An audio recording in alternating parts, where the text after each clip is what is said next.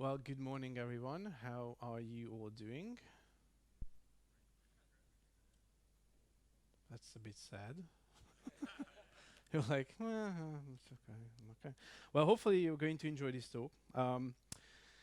Now, before I get started, I'm going to start with this paradigm: fresh body, fit mind. Who has heard about this before? It's usually no one, which is fine. So basically, this paradigm says that in order for your brain to function properly, you're supposed to do some exercises, get those brain juices flowing. So in light of this, unfortunately, we're going to do an exercise together. So I will need you to stand up for a second. It's going to be a very simple exercise, and I'm going to show you my back. Oh, that's my back. Okay, so what we're going to do, or what you need to do, is lift up your arms so that your elbow is at the height of your eyes, both of them, correct? And then open up your palms, both of them, and put them together repeatedly, very, very fast.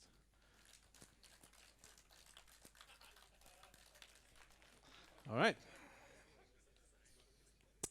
And then that's the exercise. So well done. Thank you very much for your standing applause. Much appreciated. So I collect these pictures. I send it to my boss, and he has no idea how can someone talk to a tech crowd about tech stuff and get a standing ovation. So there you go. Okay, so on a more serious note, I'm here to talk to you about image optimization, image performance, and web performance in general. And I'm going to start off by sharing a couple of statistics with you. The first one comes from a resource which I highly recommend that you become familiar with, and that is called the Web Almanac. I don't know if you heard about it or you've seen it. Okay, please check it out. So Web Almanac is a report produced by essentially open source contributors. It has multiple chapters broken down into, chapter one is JavaScript, HTTP, CSS. I think there's 20 plus chapters, and I think chapter number 6 is about media. And what happens every year, open source contributors would write interesting findings about what happened in the world of web in a given year. So they are actually in the process of writing Web Almanac 2023, but this statistic comes from the 2022 version. And so in the media chapter, you can see that about 99.9% of the web pages out there today make a request, or at least one request, to an image resource, which is pretty much, this pretty much means that we can state that every single page out there today makes a request to an image resource. Okay, and there are some additional statistics. So this one comes from a report that the company that I work for, which is Cloudinary, has produced. So Cloudinary also has image CDN capabilities, and basically we serve 199 billion image requests on average per month. And again, this is per month, and this is 199 billion. Okay, so this is there's a lot of image stuff going on the web, clearly. I thought this is a hilarious one. So just to talk about diversity as well, when you think about web development and front end stuff, you think, laptop, desktop, or, mobile, tablet, or a phone. But what we found at Cloudinary is that there were 2.7 million requests, again, per month, that we served to Sony Bravia TVs. So there you go. Maybe you should add that to your list of supported devices. Okay, and then the last sort of statistic is that 50% of our brain is involved in visual processing. Okay, so that means, and that's where the title of this talk comes as well. An image is worth 1,000 words, as they say. So basically, looking at an image, we can send, or we can essentially provide more information than by stating the exact same thing in words. And again, there's links on the bottom of the slide for the research for this particular statistic as well. Okay, so let's talk about the image element. So I don't know how many of you know Henri Helvetica. He's a great guy, works at a web performance company, does a lot of tweets around web performance. So generally speaking, do follow him on Twitter as well. And in 2021, he said that the image element turned 25 in 2020, and it both engages users with delight and enrages developers. And I like this analogy because this is really true, right? So as users of a website, we like to browse and look at pretty images, especially if it's an e-commerce platform, we want to buy something, we zoom in, we check stuff out. But from a developer's perspective, you know, providing the right image, talking about image formats and responsive images and aspect ratios, is really, really difficult. And I happened to find the, I went back to 1995, and I found the original description for the image element in the HTML standard. And back in the day, so this is 1995, when the image element was created, it supported 4 attributes, and that's it, right? Align, alt, ismap, and then source. And that's pretty much it, right? That's 1995. And now we fast forward to 2022, and the image element can look like this. So there's source, alt, width and height, source set, sizes, loading, decoding, and the style attribute. And all of these things would do different things with your images, how it gets displayed, when it gets displayed, etc., etc. So what we're going to talk about are some of these features, why they matter, and how you should work around these, especially sort of with a web performance mindset. So image optimization is easy, but getting it right is difficult because you need to think about a lot of things, right? So you need to think about the various image formats. JPEG is one thing, but then there's WebP, there's AVIF, and JPEG has multiple formats, right? There's JPEG, JPEG 2000, JPEG XL, and many others. Also, when it comes to image optimization, when you look at the content, some images can do with more optimization, some images can do with less optimization. Then what are the devices that you're targeting? Do you need to have responsive images? How are you going to deliver those images? And what about decoding the images? That's very important to understand, especially for AVIF, but more on that later. So the good news is that you have a bunch of available tools, right? So you can use things like Scrooge.app. If you haven't used it, check it out. So you can essentially do online image optimization using that tool. If you want to do image optimization on the desktop, you can use something like ImageOptim. If you want to do stuff programmatically, you can use NPM packages such as Sharp or GIMP. And also recently Scrooge launched a sort of CLI/NPM package, so you can also use that. Or you can also use image CDNs. Now, what we're going to do from now on, so we're going to go through some of these key concepts, and I'm going to talk to you about what I find to be interesting and very relevant, especially if you want to create a site that performs well, and it's a media-heavy site. So we're going to talk about image formats. You do need to think about art direction, device pixel ratio, and viewports, but we're not going to focus on that. Then we're going to talk about the infamous core web vitals. And I think placeholders and loading techniques as well. Responsive images, we're not going to focus on an awful lot in this talk. So in terms of image formats, how many image formats do you think there are that you can use on the web? Well, there's quite many, right? So this particular screenshot comes from a much larger PDF that we produced at Cloudinary, which basically looks at the most popular image formats that you can use on the web, starting from JPEG to JPEG XL. So these are all image formats in a timeline, right? So JPEG has been around since 1992, and JPEG XL is one of the latest JPEG proposals, and it's available for about 2 years. What you can see, we have things like compression, fidelity, lossy, lossless, etc., and then we have sort of these bullet points that specify how well a particular image format is doing in one of those aspects. Now you can see that as you move along the timeline, the newer image formats would support sort of more features, especially when compared to the older version of JPEG.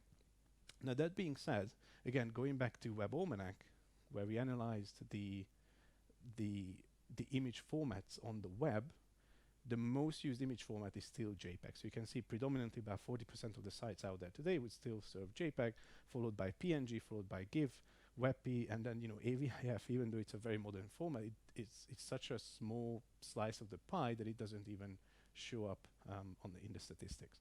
But a lot of sites still use JPEG. Now that's not a problem, but we could do a lot better, and I'll tell you why I say that.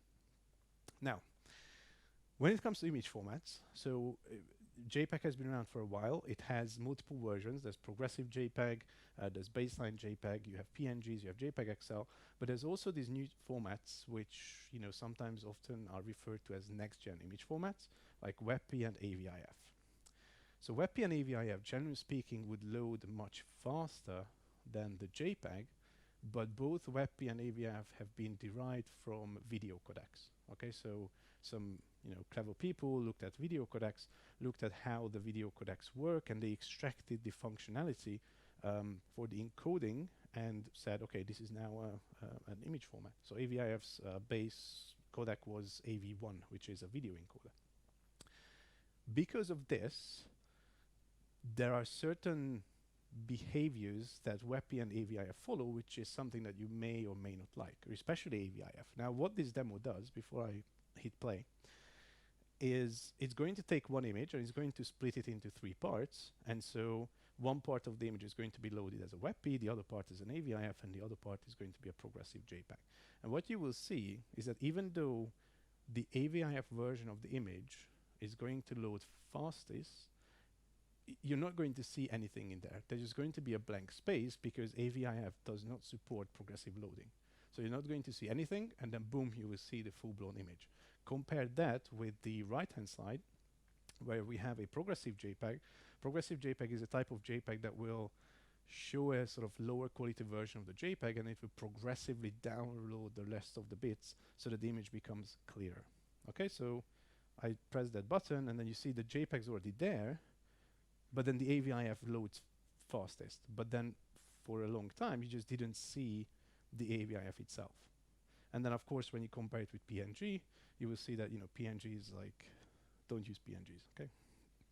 It's just, forget it. But it's important to understand. So let me play this again. So notice the AVIF doesn't load for a while, right? But then it does load first, and then the WebP also doesn't load anything. There's no progressiveness in there. So if this is your requirement, then it's fine. By all means, use AVIF, but be aware of the fact that AVIFs will show a blank space and then fill up that space, as opposed to like compare that with a progressive JPEG where you have the progressive loading. I want to spend a little bit about, I want to spend a little time talking about fidelity as well, because it's a very important concept in the world of image optimization.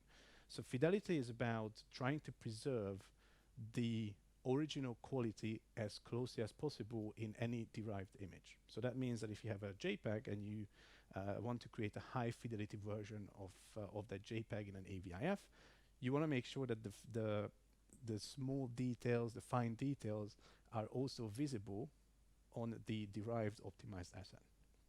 So what you see here, and I don't know if that's going to be visible or not, but it's definitely visible on my screen.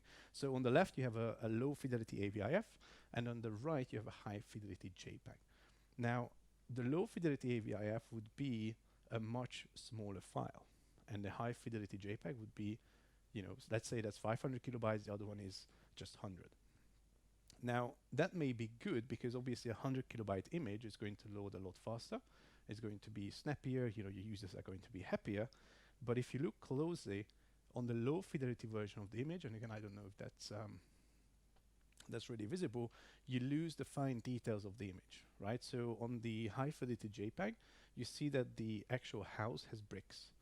You kind of can see the outlines, whereas in the low fidelity version, the wall looks like a smooth red surface. Okay, and that's whether that's something you want to display and you want to use, it's fine, but just be aware of that this effect. Now this is not really related to the web, but I don't know how many of you heard about the Xerox incident. This happened probably like 15 plus years ago. So what happened, the Xerox scanners used an encoder which was a low fidelity encoder. So every time when you scan something, it kind of produced a low fidelity version of the scan. So what you see here on the left is the original document that was scanned, and what you see on the right is how the scanner sort of saw the document. And if you look closely, it kind of corrected a couple of numbers. Okay, so this caused a very big incident in, I think, in Switzerland, Austria, and Germany, many years ago, to a point where they had to actually get rid of all these Xeroxes and update the image encoder, etc., because now you either made money or lost money, right? Just because of the scanner, which is definitely not good. Okay, so what does this all mean? This whole fidelity and image formats. So imagine a scenario where you work at an e-commerce shop, and you're told, okay, hey, we need to, serve images faster. So you're like, okay, I can generate low fidelity AVIFs. That's going to lower the bandwidth. Um, you're going to get very nice images that will load faster. So your end users will have a much better experience. They're going to, your site is going to sell more products. Hopefully, you're going to profit. But then because you're producing low fidelity images, you may fail to preserve the original color or the original pattern or the fabric of the product that you're selling. And when the customers receive it, they look at it and they will go, well, that's not the same thing that I saw online. And they will start sending the products back. Now, again, I have a video, which I'll play in a second. Usually this doesn't work on the big screen, but I can show this to you afterwards. So what you should see is that there's going to be two images that I changed. So the first one here is the high fidelity JPEG, and then I produced a low fidelity AVIF, or just not even a low fidelity AVI, I just produced an AVIF.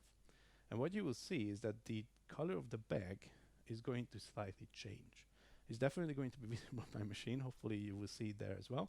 But it will go from black into sort of darkish green, and it will also lose the patterns. So I'm going to play it.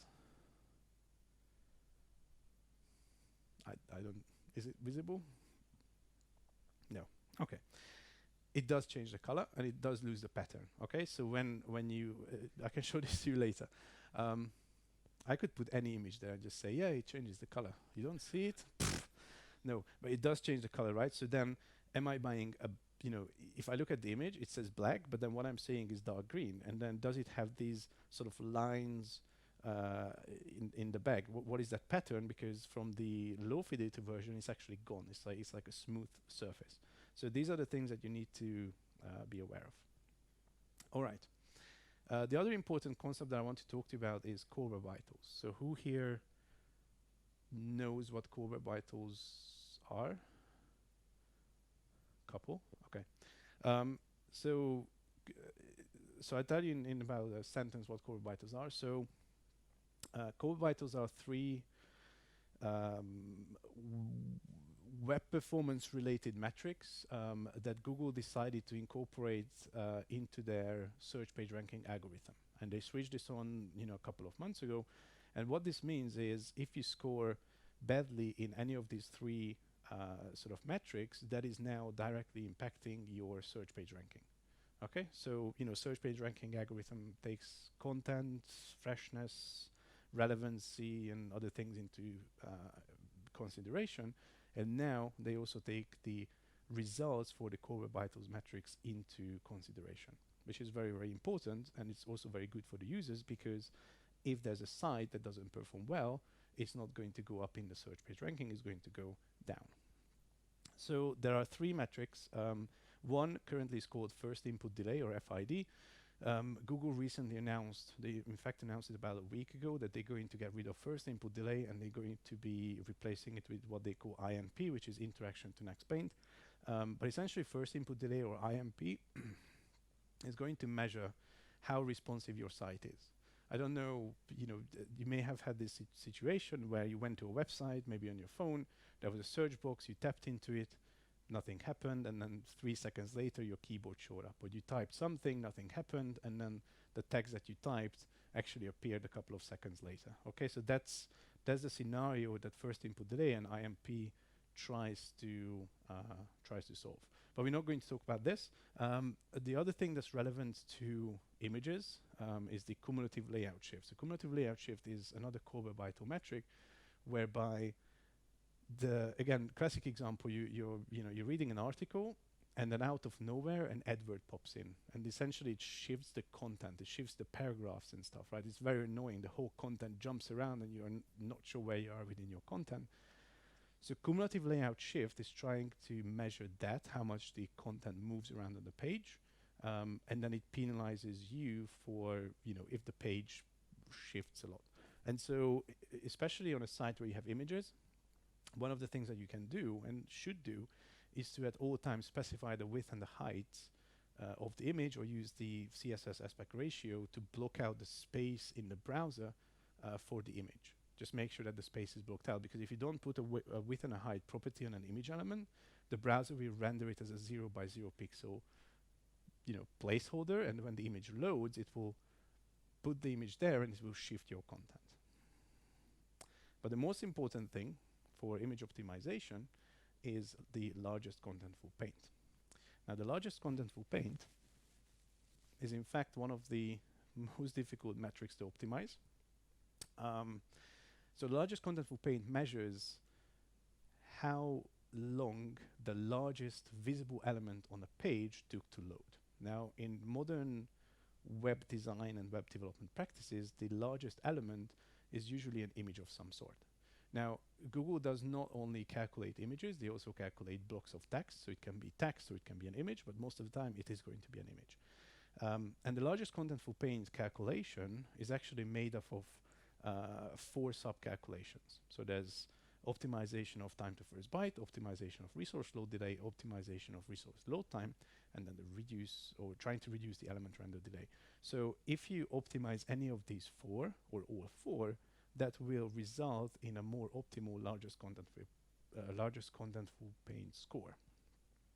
Largest contentful paint is expressed in milliseconds. So if I remember correctly, the criteria is that 0 to 200 milliseconds. So if the content loads in 0 to 200 milliseconds, then you're in the green. 200 to 400 is orange, and 4 seconds and above means that you have you provide your users a bad experience, and Google is going to penalize you in terms of search page ranking as well. So let's look at these individual 4 steps essentially and what these mean. So how can you reduce time to first byte, right? So time to first byte is when you make a request to a website and the very first byte gets returned. Now, there are lots of strategies, but the one thing that I will mention is server-side rendering versus static HTML building, right? So there's a lot of effort these days in the web developer community to server render everything. Doing server-side rendering will actually not reduce, but it's going to increase your times to first byte, right? Because when you go to a page, the server will need to render the page content and send it back to the browser. So that time is going to add time to your time to first byte. So the recommendation is that in order for you to reduce your time to first byte is to generate static HTML pages, okay, at build time. So, things like Next.js and all these other tools can actually do that for you. And there's some other hints, but we're not going to go through those. Resource load delay was the second subcalculation. So resource load delay is essentially a delta between the time to first byte and the browser starting to load the LCP candidate. Okay, so it's the delay when the browser received the HTML and the browser starting to download, let's say, the image that is going to be taken into consideration for the calculation. So your goal is to try to load the LCP resource as soon as possible. Okay, there are various strategies. I don't know if you know the preload scanner in the browser. A couple of you, okay. So how does browsers work, right? So they receive the HTML and they start parsing the HTML line by line. So if your LCP image is in line 116, the browser will need to parse 115 lines of code or of HTML before it will get to your resource.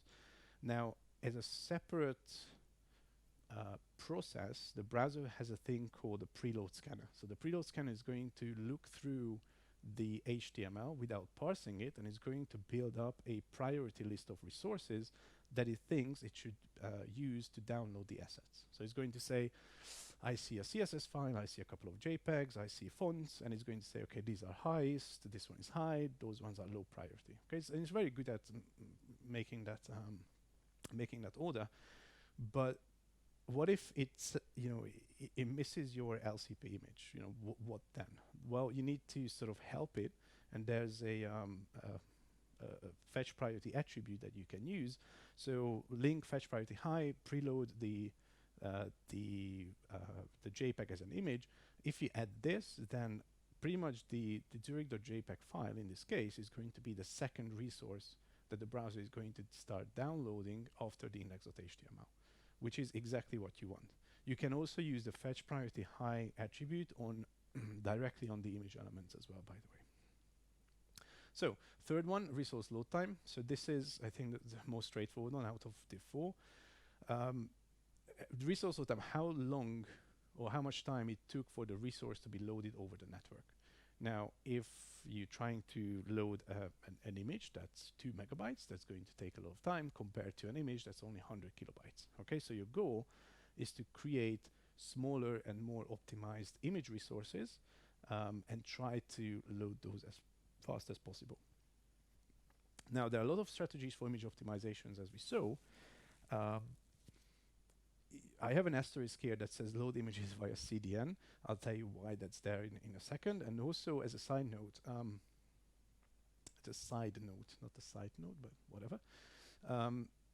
So in situations when your largest content of paint is not an image, but it's a paragraph, you need to remember that loading the font will also, how you load the font, it's also going to increase or decrease your LCP calculation. So for situations when the LCP is just text, then just remember that the font loading will impact your LCP calculation in terms of the resource load time. So why do I have that asterisk against CDN? So generally speaking, it's true that if you're serving an optimized image from the same origin compared to loading the image asset from a CDN, would benefit you, because obviously there's no network lookups, there's no additional lookups that need to happen, so the resource is going to arrive much faster. But on the flip side, image CDNs and products or services that image CDNs provide to you could actually give you more benefits that you could utilize to create performant images. It's really an interesting combination of things, because yes, same origin would load faster, but the image CDN has more features that you could use, which we're going to take a look at in a second. So I just wanted to clarify that. Okay, and then last one is element render delay. That's the delta between when the LCP is received over the network and then when the browser can render that. So very, very important. And if there's one thing that you should take away from this talk, is that if you have an LCP image, never ever lazy load an LCP image. Okay, if you lazy load an image that is used for the LCP calculation, it means that you're just going to extend the time when the browser will load that image. Now, there are, and I also need to say this because when I said this on stage the last time, I saw someone like flipping over their laptops and then starting to type furiously.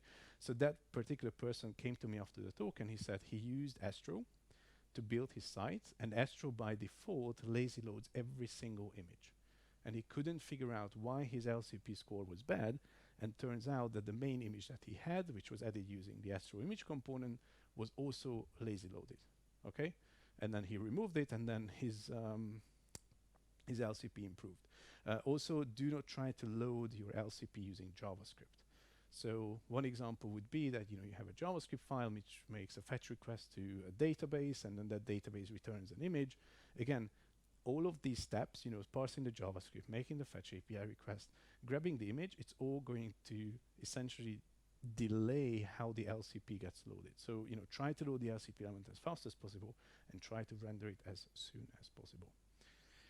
Okay, so in terms of the image optimization checklist, right? So where do you get started? So there's a lot of things that you can do and a lot of resources and places where you can start looking at, am I doing well in LCP, or how does my performance look like? So of course, I'm sure a lot of you have heard about Lighthouse. Yes, okay, some of you. Great start, run it once, forget it. Okay, sorry to to crush your attitude now, but essentially, Lighthouse is really good because it gives you a sort of quick overview of what's happening in terms of the performance of your site. But the problem with Lighthouse is that it uses your machine as its baseline. So if I run a Lighthouse report on my machine and I run it on yours and on yours and on yours, we're going to get different results. A much better option is to use something like PageSpeed Insights. So PageSpeed Insights runs the same engine that you have in Lighthouse, but it has an extra report on top, which is called the RUM data, or real user metric data. And the reason why that's better is because in that view, what you're going to see is how your website performed for real users in the past 28 days. Okay, so it's using real live data, and you can now determine how real users are experiencing your site. And if you see good scores, then good, you don't need to do anything. If you see bad scores, then you need to start looking into stuff. Now, how do you look into stuff? As of Chrome 102, 103, I think, they added a new panel, which is still in beta or in experimental, called the Performance Insights. So in the long run, I think the intention is to replace the performance panel in Chrome DevTools with Performance Insights. Thank you. I have a screenshot of that. So Performance Insights will actually give you insights into performance issues on your site, and it's going to be very actionable. It's going to be very straightforward to look at, very straightforward to actually action those items. So I'm not going to go through this, but there are a lot of other things that you need to do, and obviously this is a lot, but we're going to take a look at those in a second. So here's two screenshots. On the left, you see results from Lighthouse. So it warns you if your LCP image is lazy loaded. It warns you if you're missing out on using width and height on images, and it also tells you that hey, you should serve images in next-gen formats. So when they say next-gen formats, they usually mean WebP or AVIF, but not JPEG. What you see on the right, and I realize it's probably not really visible, that's the output of the Performance Insights panel. And what you see on the very top, 7.51 seconds, hopefully that's visible, that's the LCP score. So whatever this site was doing, it took 7.51 seconds for the largest contentful element to load. And that's red. That's already really, really bad. And on the very bottom of that screenshot, you see something like a timings breakdown. And this Performance Insights panel actually tells you the breakdown of the 4 sub-calculations that we mentioned. And just by looking at it, you can see there's a very big green line, which is the resource load time, and that took 6 seconds. So by looking at it, I know that I need to optimize that, and if I do that, it's going to reduce my overall LCP score. So that's why I mean that the Performance Insights panel is a very good place to sort of see what's going on in LCP and then start, action these. Okay, so a lot of things to do in terms of image optimization. The question is, can you do all of this or everything at once? And the answer is yes. So what you have here is an image element where we're using Cloudinary with lots of features. So you see there are some URLs, there's FOTO, there's width, there's vectorization going on. So let's take a look at this particular example and see what is going on here. So first of all, notice that we're using loading lazy. So adding loading lazy to a picture and image element will apply lazy loading to the image. Again, don't do this for LCP images. Now, what you can do with the style attribute is something really interesting and clever. So if you look at the URLs, they all look the same. So they are referencing an image called Zurich. And what's really beneficial, especially when you use a tool like Cloudinary, is that if you have a JPEG and you have the URL for that JPEG, if you just change the JPEG extension to say SVG, like you see it in the background image property here, Cloudinary is then going to render an SVG for you. Adding all those other features, vectorize, color true, etc., is just going to create a sort of like a 2-color SVG. So this is what we would call a low quality image placeholder. So adding a background image property where the image is a very low quality version of the image means that it's going to load really fast, and whenever the image element has finished loading the actual image file, it's going to replace that. So the source element is going to override the background image property from the style. More on this later. I think I have a demo on this, right? So I'm going to hit play in a second.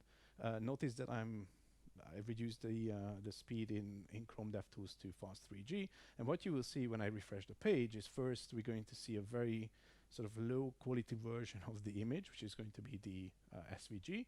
That's going to be about 2 kilobytes, but something that will pretty much load immediately. And then when the full image, the JPEG will finish loading, then it's going to replace the SVG. Okay, so we get like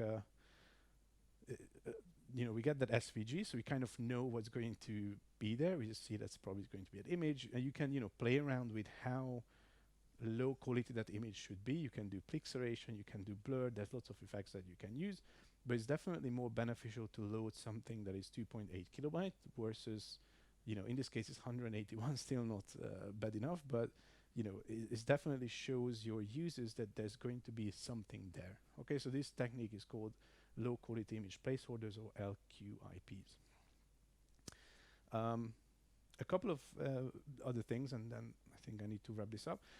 So when you have a picture element, right? So maybe you, for whatever odd reason, you decided to do image optimization on your own, and you generate an AVIF and a WebP out of a JPEG for every single image. You can use this technique. So you have a picture element, and it can take multiple source elements. The browser will be intelligent enough to only read one single file. So if you open up this HTML in a browser that supports AVIF, it will download the AVIF. If it doesn't, it will look at the next source, it will download the WebP, and your fallback is going to be the image element, which is usually, your fallback should be a JPEG, because every single browser out there understands JPEGs. The other thing is, notice how I added the loading and the decoding attributes to the image element. What's really important to understand is that both of those attributes will also apply to the files found in the source. So what I'm saying is that if the browser picks the AVIF, because I have the loading lazy attribute added to the image, it will also lazy load the AVIF. Okay, so that kind of those two attributes trickle down into the source elements as well. So here's I can show this demo to you later on, but essentially, the situation here is that you have a picture, you upload it to Cloudinary, you get an access URL, right? That's the first URL on top. You have the cloudinary.com/your account name, image upload, name of the file. And then because it was a JPEG, 583 kilobytes on your machine, when you upload it, you request that image, it will be a JPEG 583 kilobytes, right? Exactly the same file. Now, in the second example, I just extended the URL with Q_auto. So Q_auto is one of the two most popular flags in Cloudinary, which is short for automatic quality. So what happens, Cloudinary will analyze the image, and it's going to reduce the quality in a way that it doesn't affect the human eye. Okay, and just by doing that, we go from 583 kilobytes to just 50 kilobytes, but it's still going to be a JPEG. Now I add fauto, which is the last example here. That's short for automatic format, which is again one of the popular flags in Cloudinary. And what this does is going to take a look at the requesting browser, where the request originates from. And if it's a browser that supports AVIF, and if the content of the image also warrants for the fact that it can be an AVIF, then we serve an AVIF. If it's a browser that doesn't understand AVIF, we will serve a WebP, we will serve a JPEG 2000 or a JPEG. So we basically take a look at the requesting browsers and send the most appropriate image format. So basically, just by adding those two flags, without changing the width and the height or doing anything, we go from 583 kilobytes to 18.4 kilobytes. Okay, and that's a very, very big saving there. Here's a pro tip for you. I just added this slide quite recently. So if you ever want to test source sets, so this is the example here, right? So we have a source set. If you look at this, the way you should read this is, if the viewport is, so it's the source set and the sizes attribute. So sizes attribute takes a media query, and what that says is, if the browser's width is 600 pixels, then load the 400 pixel version of the image. Otherwise, load the 800 pixel version of the image, and it uses sizes and source sets, right? So you see W400 and W800, which are again modifiers in Cloudinary, which would generate an image that is 400 width or 800 width. Now, I was testing this. No matter what I did, I always got the 800 width image. Okay, and I use DevTools. So, oops, here.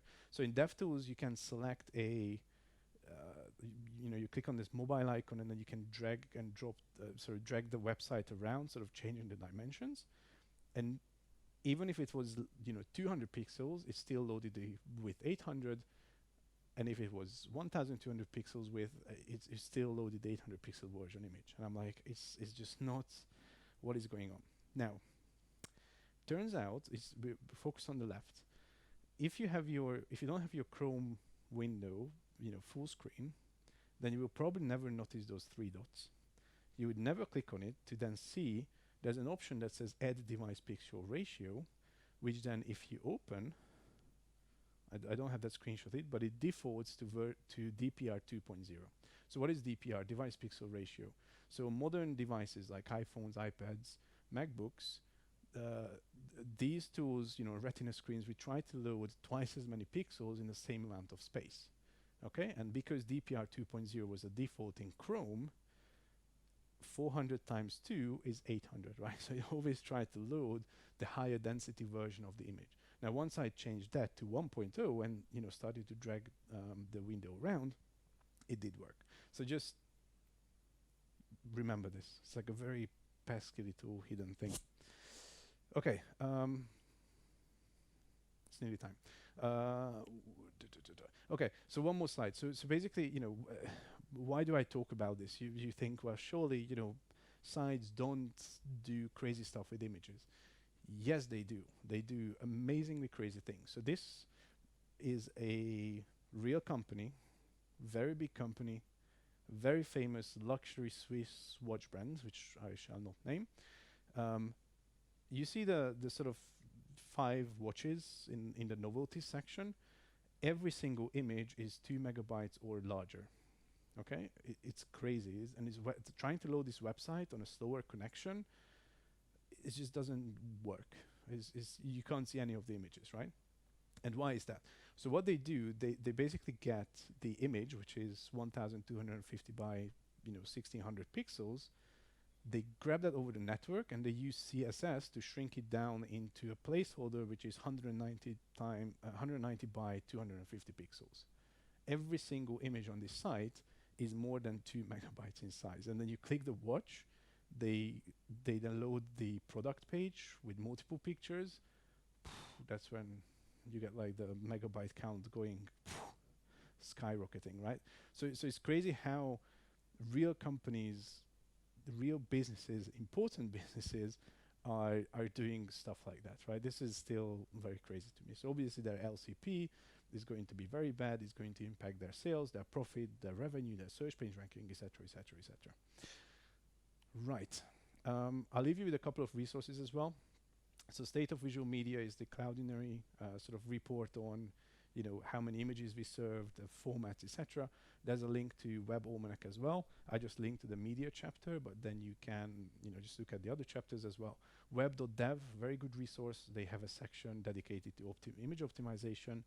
If you want to try Cloudinary, there's a link as well. And the last thing, which I call go all in, I have a colleague called Jon from Belgium. His job title is Senior Image Researcher. Any article that you will read from him, like I don't know what he's talking about half of the time. Super intelligent person. He's also one of the co-authors of the latest JPEG image format, JPEG XL. So if you want to, geek out on image formats and stuff, then read any of his articles on the Cloudinary blog. And with that, I try to say this, labai achu. Thank you for your attention.